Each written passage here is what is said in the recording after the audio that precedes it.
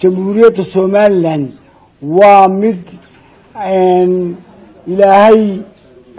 تاغيري وهجاجيي وصحي نيكا فرماجو ليلاه waxaan leeyahay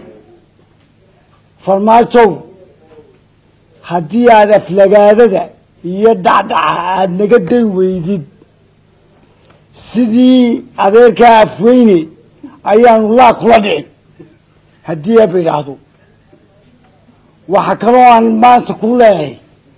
adigu fal baad ku timid kuma adima doorasho waxaad ku timid fal baad ku timid falkaasina dadkaad fashay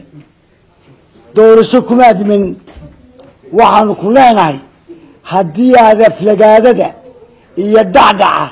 haddii aad naga day weydid sidii adeerkaa afweyne ayaanu adeer maraqaaga cabbi doonaa haddii aad idhaahdo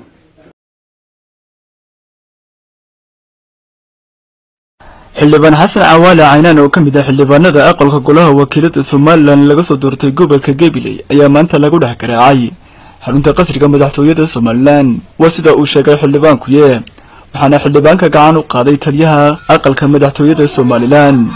waxaana hadaladiisii ka mid ahaa xildhibaanka wallahi golaha anagu joognaa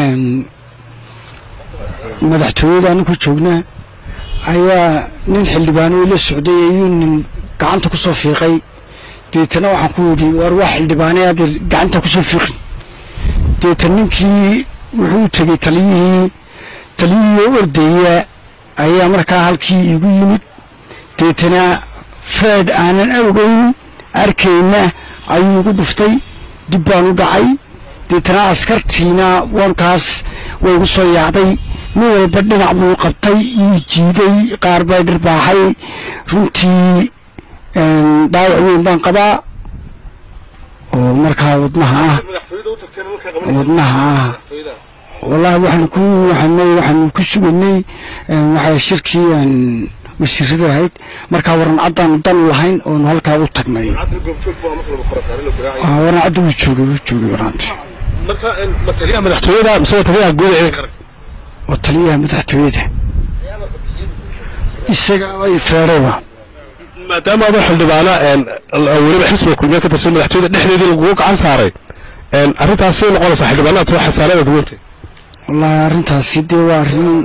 golaha ay u taalaa iyo